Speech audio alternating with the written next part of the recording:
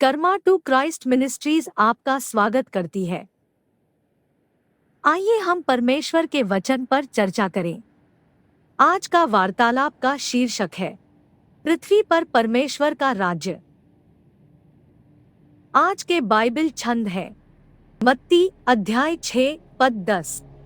तेरा राज्य आए, तेरी इच्छा जैसी स्वर्ग में पूरी होती है वैसे पृथ्वी पर भी हो। तथा मत्ती अध्याय 5 पद 3 से 10। धन्य है वे जो मन के दीन हैं, क्योंकि स्वर्ग का राज्य उन्हीं का है। धन्य है वे जो शोक करते हैं, क्योंकि वे शांति पाएंगे। धन्य है वे जो नम्र हैं, क्योंकि वे पृथ्वी के अधिकारी होंगे। धन्य है वे जो धर्म के भूखे और प्यासे हैं, क्योंकि वे तृप्त किए जाएंगे। धन्य है वे जो दयावंत हैं, क्योंकि उन पर दया की जाएगी। धन्य है वे जिनके मन शुद्ध हैं, क्योंकि वे परमेश्वर को देखेंगे। धन्य है वे जो मेल करवाने वाले हैं, क्योंकि वे परमेश्वर के पुत्र कहलाएंगे। धन्य है वे जो धर्म के कारण सताए जाते हैं, क्योंकि स्वर्ग का राज्य उन्हीं का है। कुछ धर्म सिखाते हैं कि जब हम पैदा होते हैं तो परमेश्वर हम सभी में होते हैं, इसलिए उनका राज्य यहाँ है। सचमुच? फिर हम अपने चारों ओर की बुराई की व्याख्या कैसे करें? बलात्कार, अन्याय, बाल तस्करी, चोरी, झूठ, बेवफाई और हमारे दिमाग में रोजाना घूमने वाले सभी विचार, या तो हम में वास करने वाला ईश्वर शक्तिहीन है या वह शैतान है। हम शैतान के प्रभुत्व के तहत पाप में पैदा हुए हैं। इसलिए यदि आप मैथ्यू अध्याय 5 से 7 में यीशु की आज्ञाओं को पढ़ते हैं तो आप देखेंगे कि यह सामान्य ज्ञान और आपकी स्वाभाविक इच्छाओं के विपरीत है। तो हम कैसे परमेश्वर के राज्य को पृथ्वी पर लाते हैं? बहुत आसान है। इसी तरह कोई भी देश दूसरे को अपने कब्जे में लेता है और फिर उस राज्य को बदल देता है। पहले आप सभी विरोध, पापी प्रकृति को बाहर निकालते हैं, फिर राजा, अधिकार, फिर नाम, पहचान, फिर कपड़े, संस्कृति, फिर भाषा, अभिव्यक्ति, फिर कानून, नैतिकता और इसी तरह बदलते हैं वगैरह। हम इसे मसीह के द्वारा कैसे करते हैं?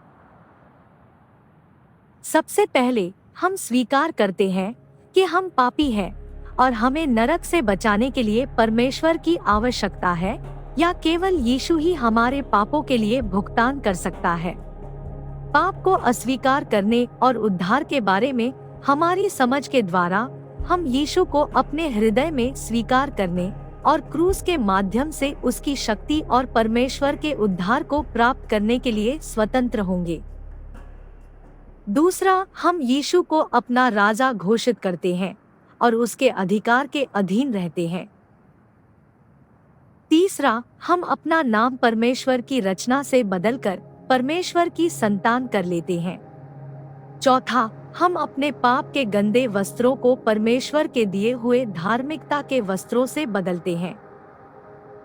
पांचवा, हम प्रेम और करुणा के साथ अन्य भाषाओं में भी बात करते हैं, जो मांगने वालों को दी जाने वाली स्वर्गीय भाषा है। और अंत में हम परमेश्वर की व्यवस्था और न्याय प्रणाली को अपनाते हैं।